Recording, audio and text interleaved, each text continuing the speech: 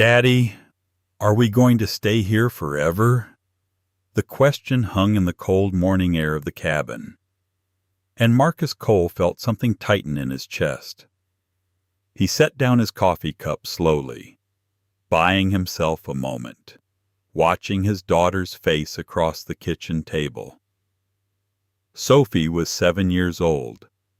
She had his dark hair and her mother's lighter eyes, hazel with flecks of gold that caught the lamplight. She was holding Barnaby the bear by one worn ear, the way she always did when she was thinking about something difficult. The bear had been with her since before, since the apartment in Virginia, since her mother was still alive. Marcus had been awake since before dawn. That wasn't unusual. He'd been awake before dawn every day for 4 years, rising in the gray half-light to check the windows, to listen to the radio, to watch the road that wound down the mountain toward the valley. The road was invisible now, buried under 2 feet of snow that had been falling since midnight. The nor'easter had arrived exactly as the forecast predicted, pushing down from Canada, meeting a system from the coast, a convergence that would close every road within 50 miles. He'd stood in Sophie's doorway that morning, watching her sleep. She was curled on her side, the way she'd slept since she was a baby, one hand tucked under her cheek. Barnaby pressed against her chest. On the shelf beside her bed was a photograph in a simple wooden frame. Elena, his wife, laughing at something outside the frame. Her dark eyes crinkled at the corners, her hair falling across her shoulder the way it always fell when she forgot to pin it back. He allowed himself 3 seconds to look at the photograph. That was the rule he'd made for himself. 3 seconds. Long enough to remember, not long enough to fall in. Then he'd gone downstairs to rebuild the fire and start the coffee, and begin another day of keeping them safe, in a world that wanted them dead. But now Sophie was asking a question he didn't know how to answer. Are we going to stay here forever? She was looking at him with those 2 serious eyes, waiting for an answer that would make sense of a life that should never have made sense to a child. What makes you ask that, Bug? She smoothed Barnaby's ears.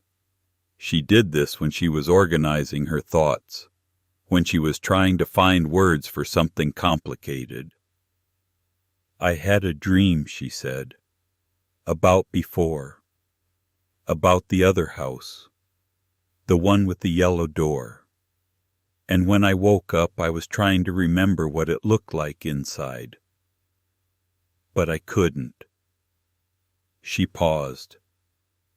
I couldn't remember Daddy, and I thought maybe that means we're supposed to be here now. But then I thought maybe I'm just forgetting things I shouldn't forget. Marcus set down his fork, the pancakes he'd made, the bear-shaped ones she loved. They sat cooling on her plate.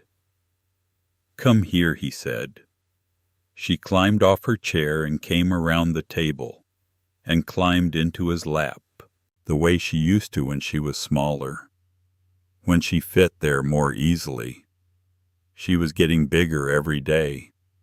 Every day she grew, and every day the life he'd built for her, hidden and careful and small, felt more like a cage than a shelter. He held her. He didn't speak for a moment. The fire crackled in the wood stove. The radio murmured at low volume, tuned to the station that ran national news at the top of every hour. Outside, the snow fell sideways, driven by a wind that sounded almost alive. I don't know if we'll stay here forever, he said finally. I don't know what forever looks like. But I know that wherever we are, we're together, and I know that the things you forget, the house and the details and the things that fade, that doesn't mean they're gone. It just means they're somewhere else now. They're inside you, in the person you're becoming. Sophie was quiet. Then she asked the question he dreaded most. Mom is inside me too. He had to work to keep his voice steady. Yes, Bug, she's inside you too. He felt her nod against his chest. She was quiet for another moment, processing this the way she processed everything, carefully and completely. Then she pulled back and looked at him, with those eyes that saw too much. Do you ever get tired, Daddy, of being careful? He didn't answer. He held her tighter, and he watched the road through the window over her shoulder, and he wondered how much longer he could keep this up. And then Sophie said something that changed everything. Daddy, I think someone is outside.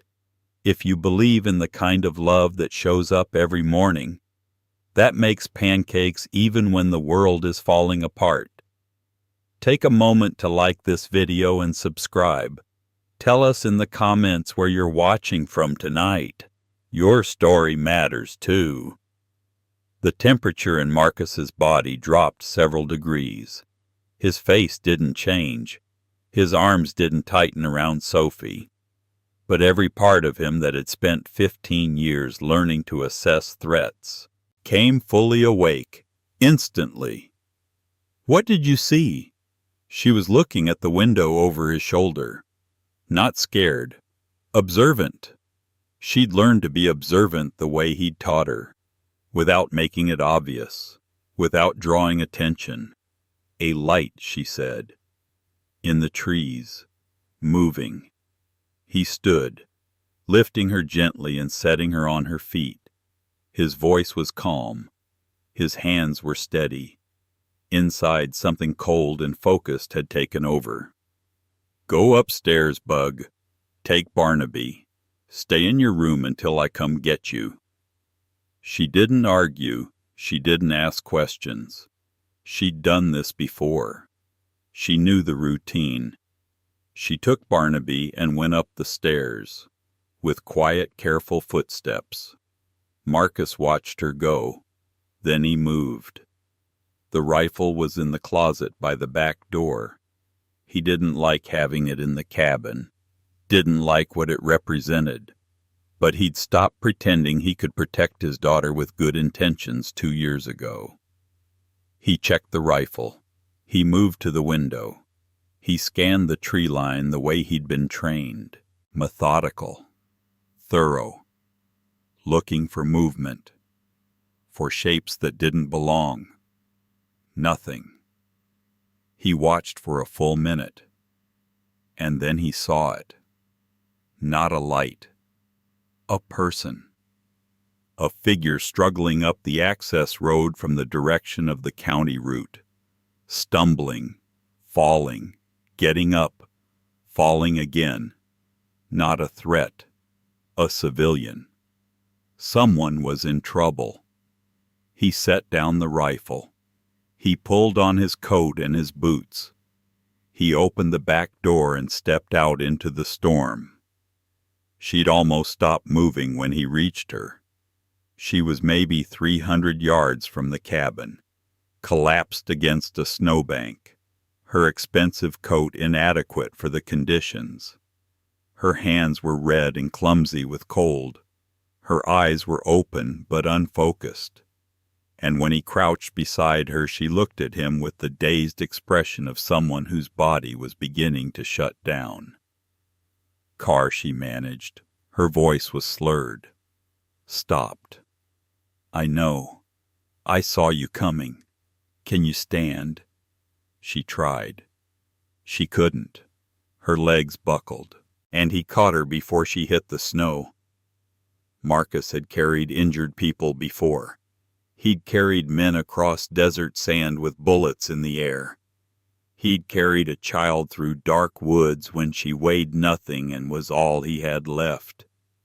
He lifted this woman, this stranger in the expensive coat, and he carried her back toward the cabin through the driving snow. Sophie was at the window when he came in. He saw her face, pale and serious, watching him carry the woman through the door. "Go get the blanket from my bed," he said, "and fill the kettle." She went without questions. She did what needed to be done. He set the woman on the couch near the stove. He pulled off her wet coat. Her fingers were white at the tips. Early frostbite, but not the worst. She'd keep them. He wrapped the blanket around her and fed the fire until the heat was rolling off in waves. She was waking up now, her eyes focusing, her breathing steadying. She looked around the cabin with the sharpening awareness of someone returning to herself. Where she started. "My cabin. Your car stopped. You walked. You almost didn't make it." She looked at him. He could see her taking inventory, assessing, the particular attention of someone who was used to knowing more than other people. "I'm Victoria," she said. "Marcus," he said. He didn't offer his last name. Sophie appeared at the edge of the room, the kettle in her hands. Barnaby tucked into the front pocket of her sweater. "Daddy," she said, "there's a lady. I see her. Is she okay?" "She will be." Sophie crossed the room and set the kettle on the stove. With the careful competence of a child who'd been trusted with tasks beyond her years. She looked at Victoria with frank curiosity. "Your car stopped because of the snow," she said. "It's a bad storm. Daddy said no one would be on the road today." Victoria looked at the girl. Something moved in her expression. "Your father was right," she said. "I should have listened to the forecast." "Adults don't always listen," Sophie said.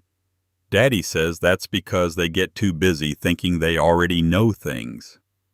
Marcus felt his mouth twitch despite himself. "Bug," he said.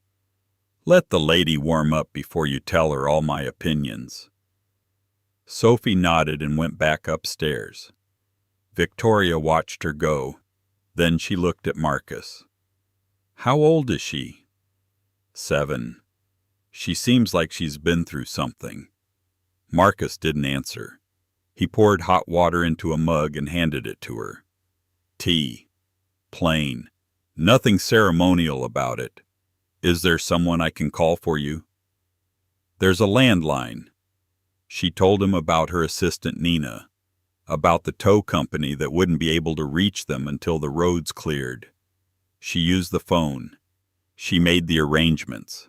She was efficient, competent, organized. Marcus watched her. He noticed the quality of her coat, even ruined by snow. He noticed her boots, expensive and impractical. He noticed the way she held herself. He noticed. And he said nothing. And he wondered what it would cost him to have let her in. Victoria lay awake on the couch that night, the fire burning low. She couldn't sleep. She was 38 years old. She'd built Ashford Capital from a borrowed desk in Seattle 12 years ago.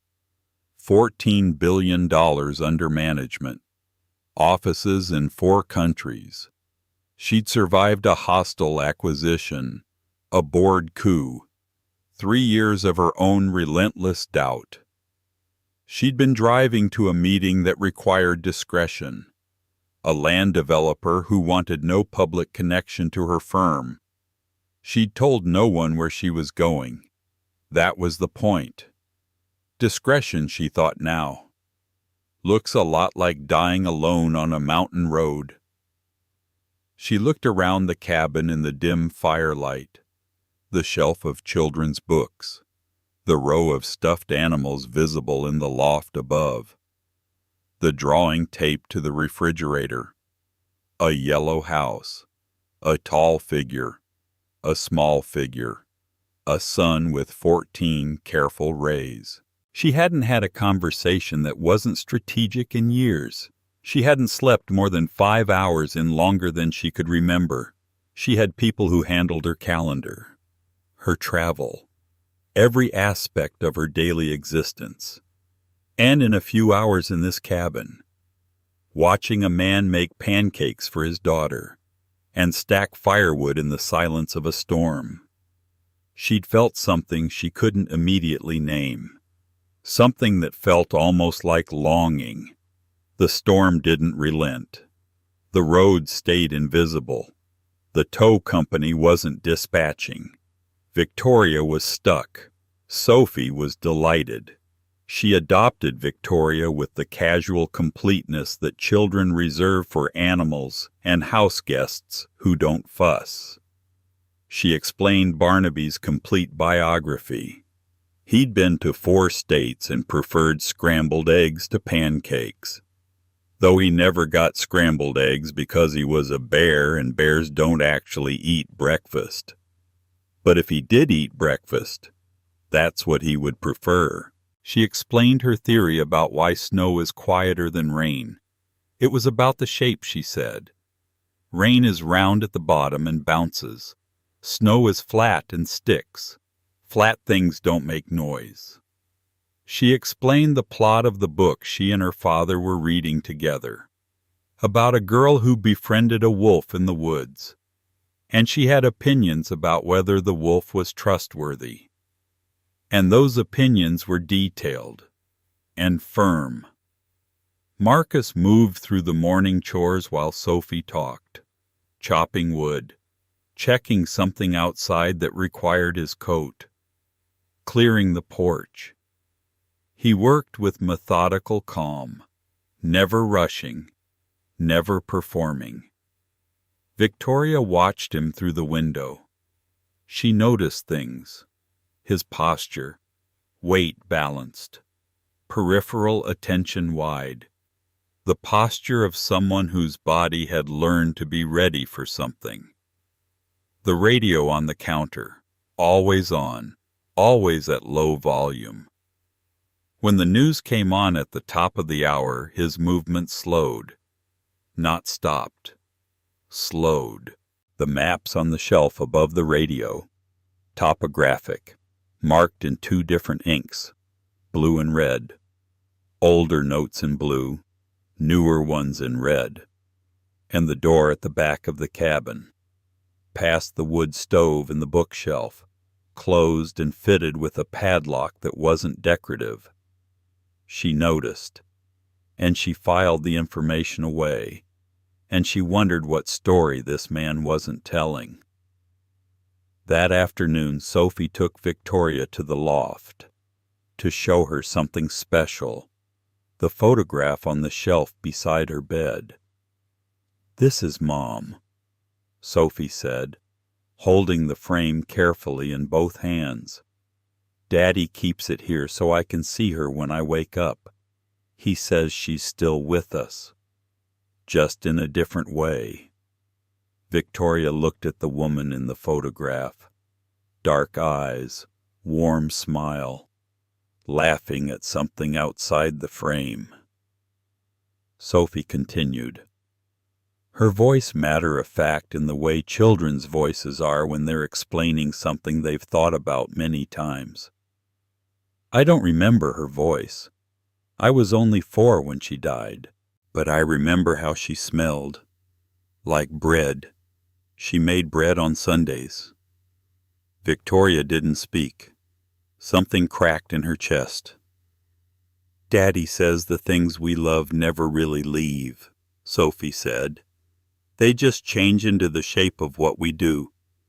She put the photograph back on the shelf, with the care of someone handling something precious. Then she looked at Victoria. "Do you have anyone you remember like that?" Victoria was quiet for a long moment. "No," she said finally. "I don't think I do." Sophie nodded, accepting this. She picked up Barnaby and headed for the stairs. "That's okay," she said over her shoulder. "Maybe you just haven't found them yet. If this story is touching your heart right now, if Sophie's words reminded you of someone you carry with you, take a moment to like and share this video.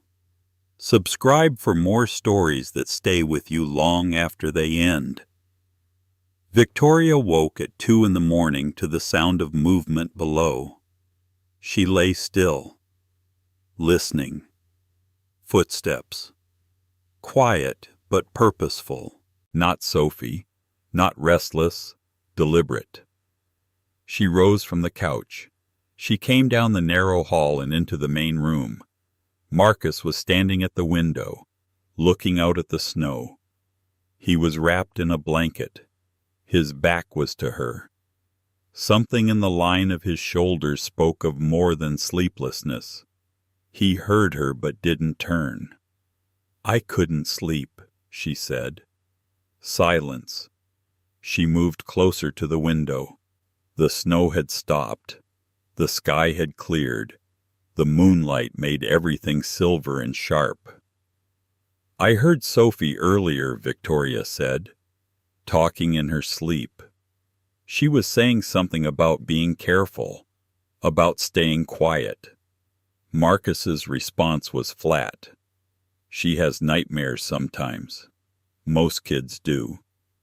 Victoria looked at his profile in the moonlight. "What happened to you, Marcus?" He didn't answer.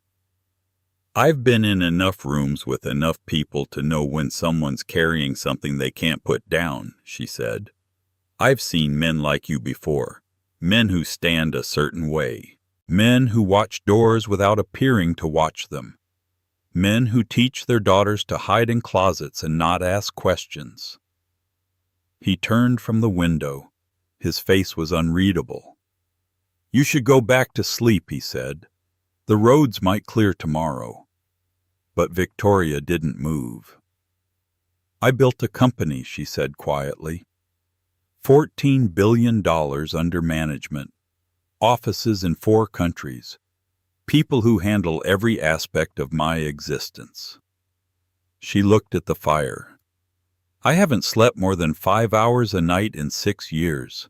I haven't had a conversation that wasn't about strategy or leverage or positioning since I can't remember when." She paused. "And in 3 days in this cabin, watching you make pancakes and read to your daughter and stack firewood in the dark, I've felt more human than I've felt in years." She looked at him. "I don't know why. I don't know you. But something about this place has shown me what I've been missing." Marcus was quiet for a long moment. Then he said something that surprised her. "Because it's real. That's why." She nodded slowly. "Will you tell me what you're running from?" "No," he said. "It's not safe for you to know." She accepted this. She pulled her blanket tighter. "If you ever need help," she said, "the kind of help that money can buy but reputation can't, I have resources, people who handle things." Marcus said nothing. Victoria turned and went back to the couch. She lay down in the fading firelight. She didn't sleep for a long time. She found the room on the 3rd night. Marcus had gone out back to check on something. She woke at 4 in the morning to the sound of the door closing. She lay still for 60 seconds, counting. Then she rose. The padlocked door at the back of the cabin was open. The padlock was sitting on the shelf beside it. She knew she shouldn't go in. She went in. The room was small, maybe 10 by 12. It served as a combination of workshop and archive. A workbench along one wall held equipment that wasn't for woodworking. A radio transceiver, a scanner, batteries organized by type and size in labeled rows. The kind of inventory a person assembled if they thought carefully about what they might need when other things stopped working. On the opposite wall, mounted to the bare planks, were three things. The first was a topographic map of the Pacific Northwest, larger than the ones on the kitchen shelf, marked in two different inks. Blue notes older, red notes newer. Several locations circled with dates going back 4 years. The second was a photograph in a plain frame, a group of men in military gear. Desert backdrop, the light of somewhere very far from Washington State. She found Marcus in it eventually. Back row, second from right, younger by a decade, standing with a posture she now recognized as his natural stance, when he wasn't managing it. There were names written in pen along the bottom edge, 8 names. 6 of them had lines drawn through them, in red. She stood with that information for a moment. The third thing was a file folder, thin, maybe a dozen pages.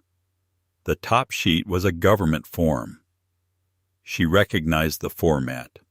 The name on the form was Cole Marcus R. The date was 4 years ago. In the field marked status, someone had typed a single word, deceased. Below that, stamped in red ink, record sealed. And then she heard his footsteps on the back porch. She stepped out of the room but didn't make it to the stairs. He saw her immediately. He looked at the open door. He looked at her. He was very still. The quality of stillness she now understood wasn't calm, but intense calculation. "I opened the door," she said. "I'm not going to pretend otherwise. What did you see?" "Enough." He crossed the room. He looked past her into the small space, checking, assessing what she might have read.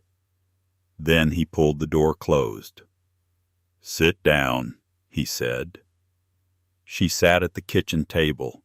He added wood to the stove without looking at her. The fire flared and settled. Then he turned. He sat across from her. He looked at the table for a moment. Then he began to speak. His voice was measured, the voice of someone who'd rehearsed these words inside his own head many times, but had never said them aloud. He'd been a member of a Tier 1 Special Operations Unit. He didn't name it. She didn't ask. He'd been good at his job for 11 years. The last 18 months of his service. He'd been embedded with a private defense contractor called Arbor Group. The work was classified. The operations were classified. He'd done classified things before. He'd slept adequately afterward.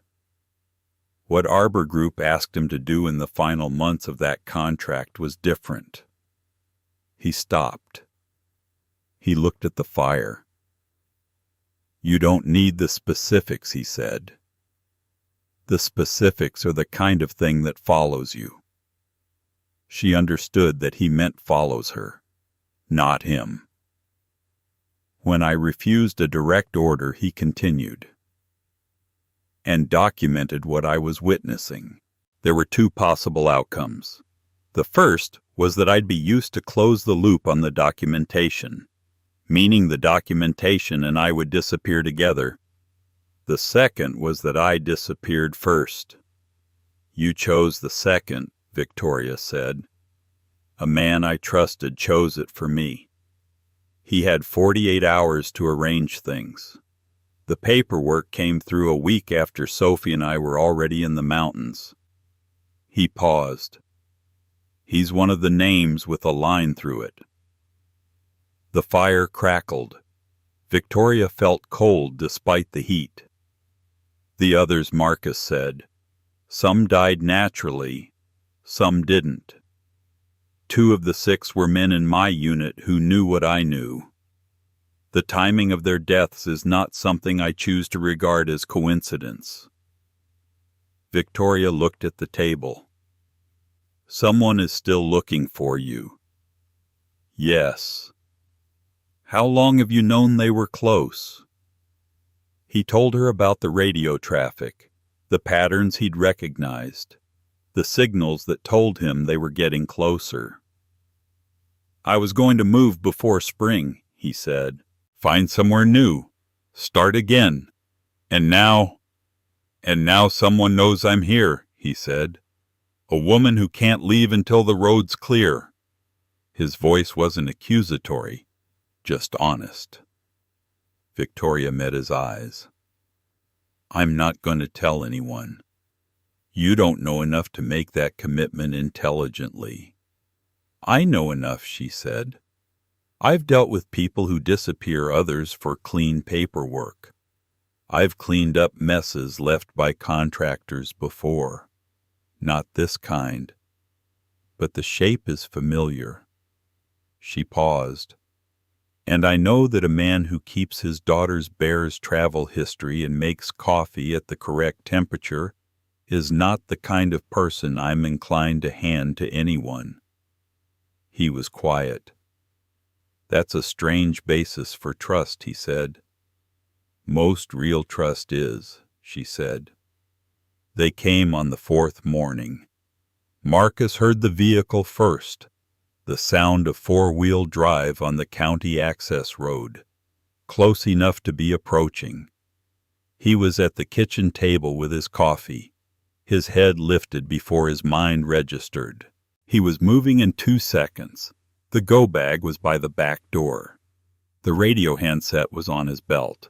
He moved through the cabin with the economy of someone who'd done this many times. How many people know you're here? He asked Victoria. Nina. Only her. 6 years with me. She tells no one anything. He nodded once. Sophie, he called. She appeared at the top of the stairs. She looked at his face. Not the bag, not the equipment. His face. Something settled over her expression. A composure that had no business belonging to a 7-year-old. She'd done this before. Hall closet, she asked. Yes. Stay quiet. She came down the stairs. She went to the closet. She sat inside with Barnaby in her arms. Marcus handed her the bag through the door. She held it in her lap and pulled the door mostly closed. Victoria stood frozen in the middle of the room. What do you need me to do? Sit at the table, Marcus said. You're a stranded traveler. My cousin. You don't know anything about anything. And you. He was already moving toward the back door. I'll be nearby. That's not an answer. He paused. He looked at her, and for the first time since she'd stumbled into his life, something in his expression softened. I've been handling this for 4 years, he said. I know what I'm doing. Then he was gone. Victoria sat at the table. She poured herself coffee with hands she forced to be steady. She couldn't see him. That was the point. He'd spent 4 years learning how to be invisible in spaces designed for visibility. She sat with her coffee, and she waited, and she understood that somewhere behind her, through the walls, a man was measuring every variable. The knock came. 2 men, both dressed in civilian cold weather gear, expensive, tactical without being uniformed. The first was 50-ish with a tan from far away and a face arranged into a pleasant expression. The second stood back and to the right, hands loose at his sides. "Morning," said the first man. "Sorry to bother you. We're looking for a property owner." "Cole. We're from the county assessor's office. Routine check on an easement dispute." Victoria smiled the smile of 12 years in boardrooms with liars. "Oh," she said. "My cousin mentioned something about that. He had to go into town this morning. Road's just cleared enough. I don't know when he'll be back." The man looked past her. His eyes moved around the cabin. "And you are Victoria Marsh, my mother's maiden name." She offered it without hesitation. "Just here visiting," she added. The man's eyes stopped on something. The radio, the maps. "Nice radio setup," he said. "I wouldn't know. He's always had equipment like that." "A beat." "Of course," the man said. "Thanks for your time." They left. Victoria watched through the curtain as the black SUV reversed and headed back toward the county route. Marcus came through the back door 40 seconds later. She hadn't heard him. "They'll be back," he said. "I know. Tonight or tomorrow morning. I know that too." He crossed to the hall closet and opened the door. Sophie came out, pale but composed. She looked at her father. "Did they find us?" "No, they didn't find us. But they were looking." "Yes." She nodded. She was 7 years old. And she understood. Victoria watched, something breaking in her chest. "Do we have to move again?" Sophie asked. Marcus crouched to her level. His face showed something Victoria hadn't seen before. Not fear, not defeat. The expression of a father who'd been trying for 4 years, and was beginning to wonder if trying was enough. "I don't know yet," he said honestly. "But whatever happens, we handle it together." "Right, right," Sophie said. But her voice was small. He pulled her into his arms. He held her. His eyes were closed. His face was buried in her hair. Victoria stood at the edge of the room and watched a man hold his daughter, like something he was afraid he couldn't keep. If this moment hit you in the chest, if you're thinking of the people you'd do anything to protect, please like this video, share it, and subscribe. Tell us in the comments, what would you do for the people you love?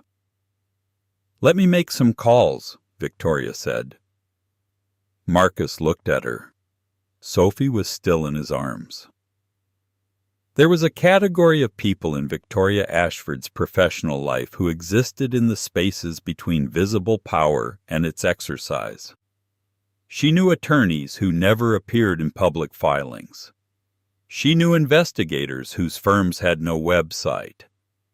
She knew people who'd navigated the overlap between military contracting and civil accountability in ways that produced results. She used the landline. Marcus stood at the window, watching the road, while she made 4 calls over the course of 2 hours. She spoke carefully. She explained only what was necessary. She spent what she privately estimated as a significant sum in future fees and favors. When she hung up, she turned to face him. "They can build a framework," she said. 6 to 8 weeks.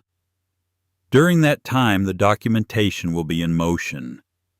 The people looking for you will know that moving against you creates more problems than it solves." She paused. "It's not a solution. It's the beginning of one." Marcus was quiet for a long moment. "Why?" he asked. Victoria looked at the floor. Then she looked at him. "Sophie told me about the coffee cup," she said. The one on the counter. She mentioned it yesterday when we were washing dishes. She said you keep it because it was your wife's. She said her mother died in a car accident 3 years ago. She said you think it wasn't an accident. Victoria paused. I don't have children. I've never lost anyone I couldn't replace professionally. But I know what it looks like when someone is protecting the only thing they can't afford to lose. Marcus looked at the floor. Something in his jaw worked. She talks too much, he said, but there was no force behind it. She talks exactly the right amount, Victoria said.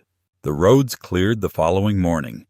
The sky had gone pale blue, the color that only exists after a major storm.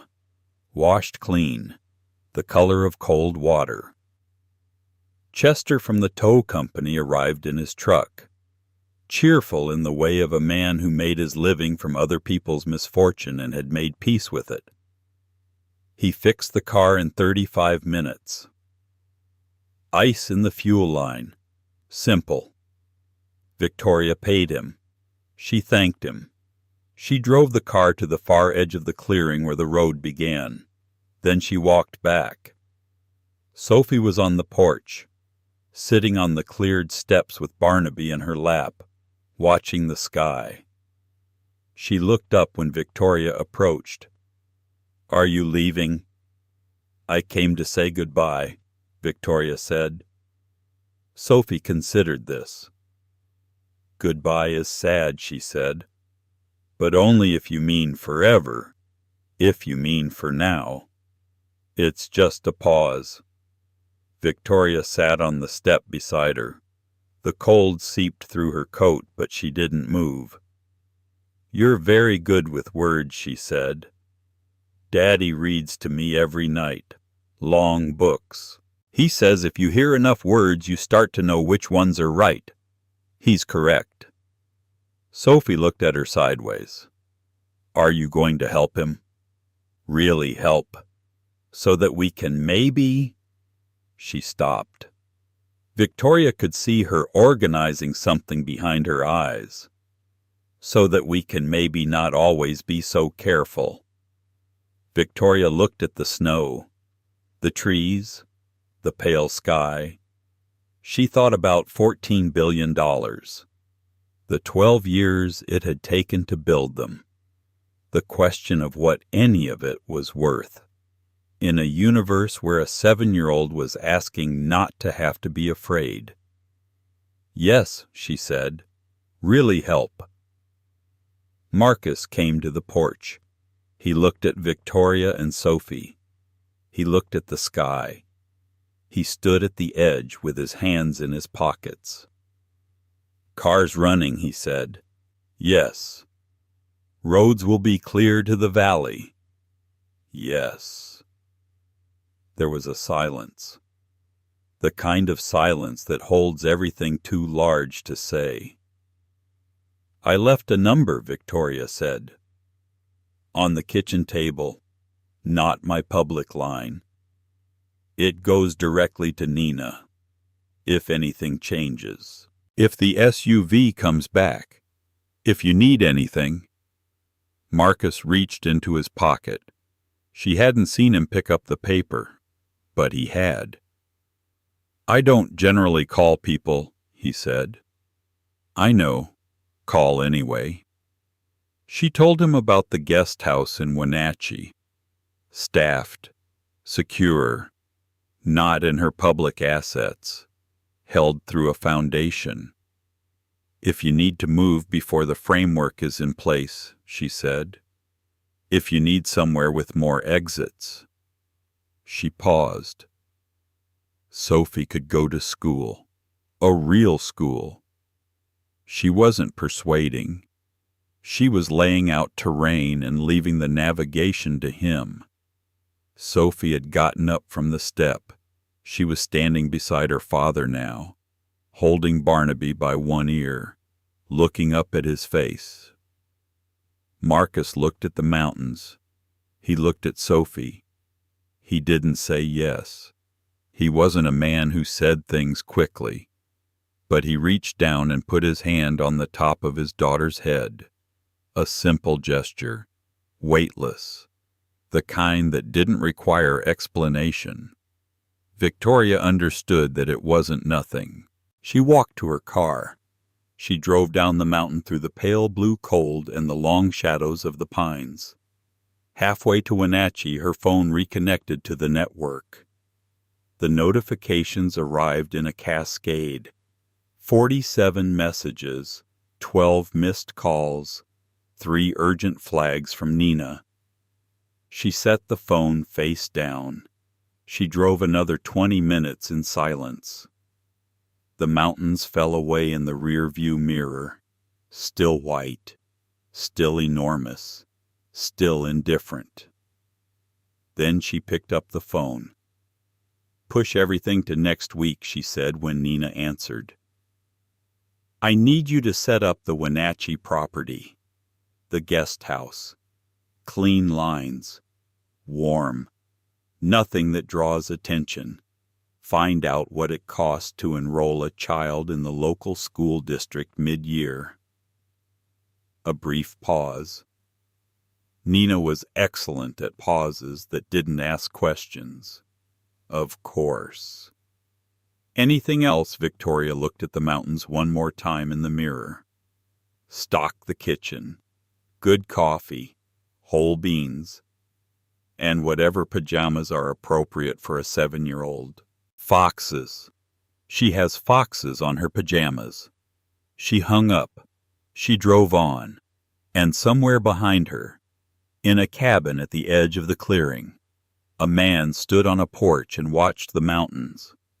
In his pocket was a folded piece of paper with a phone number on it.